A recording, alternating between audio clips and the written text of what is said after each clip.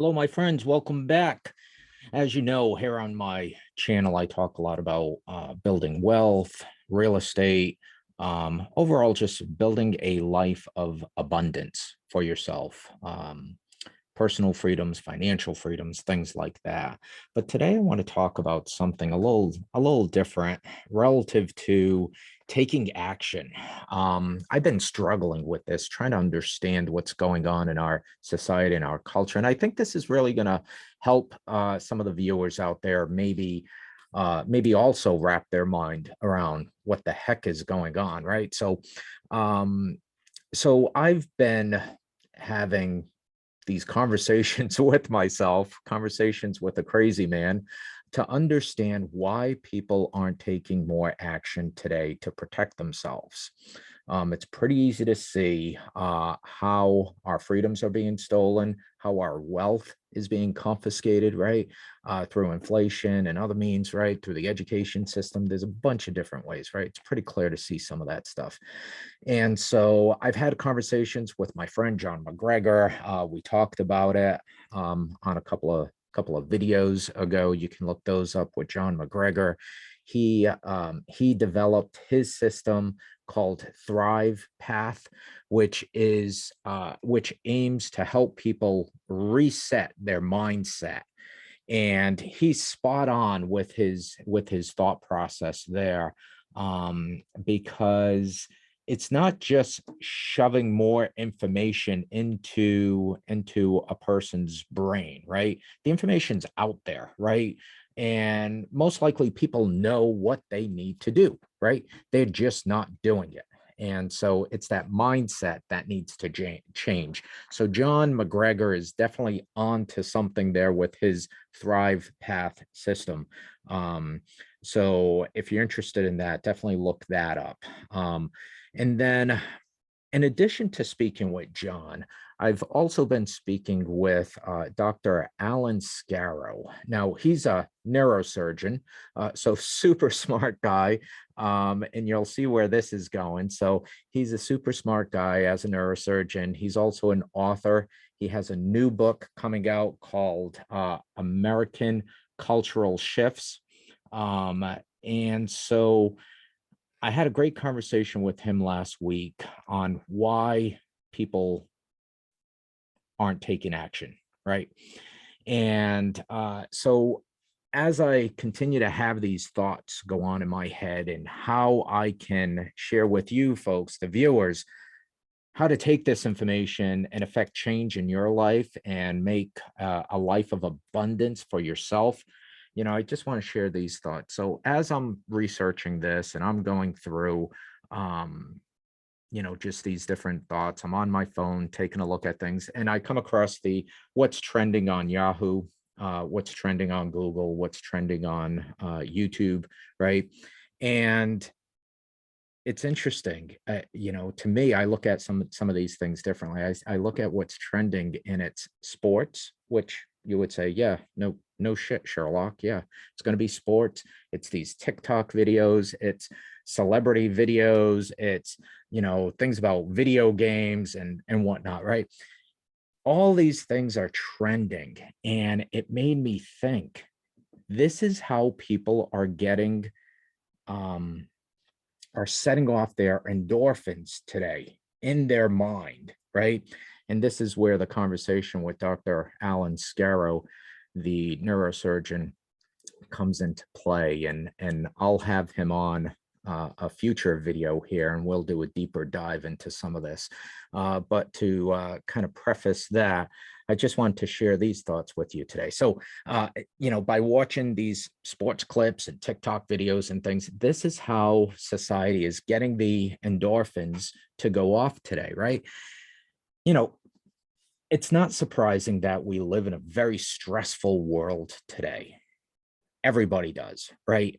Um, and the kryptonite for stress is setting off these endorphins because you got to do something to combat that stress and make yourself feel good. So you watch a video on sports or you watch a TikTok video, and that's kind of like the kryptonite that combats the stress, right?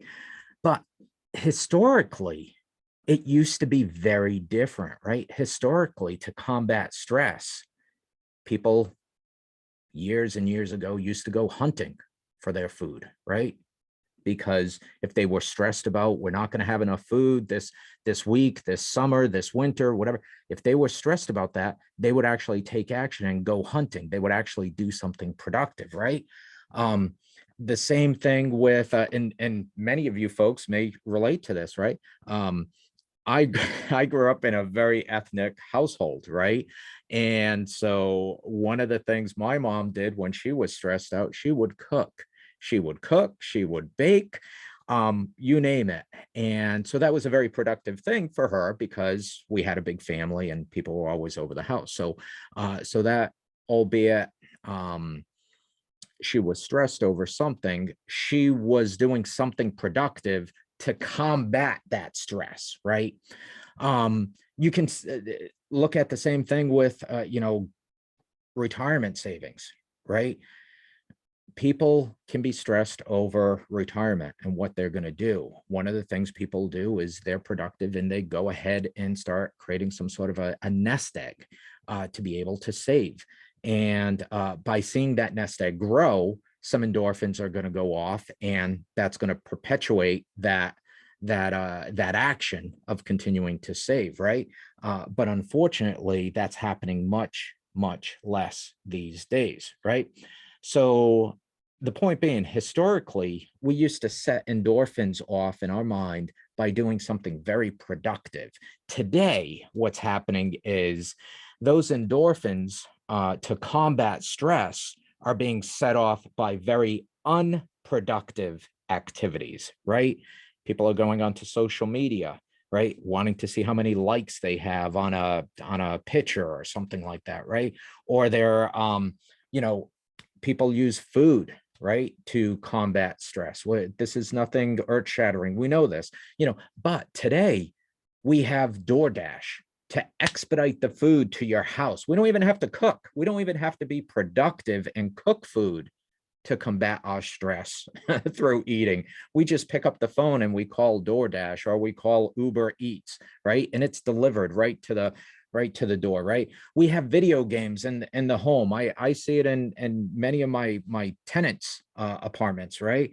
They have a station set up where they play video games, and it's like, um these are the things, the unproductive things that are happening today to combat the stresses in our life, right? And so, where am I going with this? So, my thesis of all of this is, you know, the reason why people are struggling to take action today is because they have a very different vehicle today to set off the endorphins in their mind, in their bodily system, right? In setting off those endorphins, it's like water. Water is going to find the path of least resistance, and people are going to find the path of least resistance to set off endorphins, right? And it's not by productive means today. It's by very unproductive means. It's whatever is easiest for them to get. It may be playing Candy Crush on their phone, right?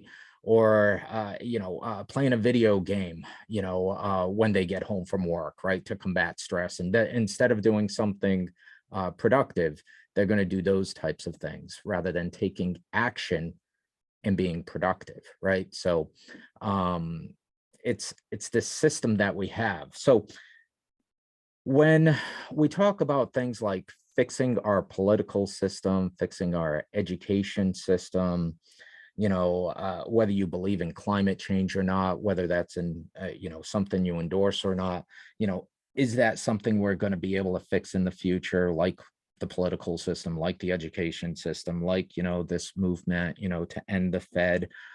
you know these are all things that people can get behind and support. Yes, absolutely. But is that going to take a heck of a lot of endorphins um to get people to step behind these movements?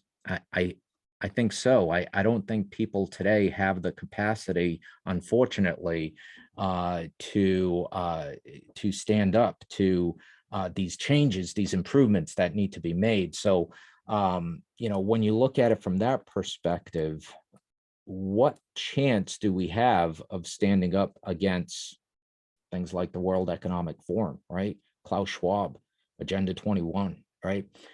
Um, Society currently is on a morphine drip, right? A morphine drip of endorphins set off by Facebook likes and video games and Candy Crush and that sort of stuff. They're not getting their endorphins by doing something productive and changing the world, changing the political system, changing, how our education system works. That's not where they're getting their endorphins from. Maybe used to get their endorphins from that, but no longer. And that's a huge problem. So, what's my point to this video? My point is, for all of us to take a look at, where do we get our own endorphins from, right? Take a look at that, study that, understand it, right? Do more of what's productive in our lives and work to do less that is unproductive, right? That is setting off those endorphins. If you're finding you're spending a lot of time on social media that is unproductive, but you're doing it just because, it feels good, you might want to reassess that, right? So that's my biggest point here, is to take a look at how you're getting getting your endorphins to be set off in your own mind and bodily system. So hopefully this has some value to the viewers. If it does, please hit the like button, please hit the subscribe button. It certainly helps us do more of this stuff. And I appreciate all you guys watching. Thank you.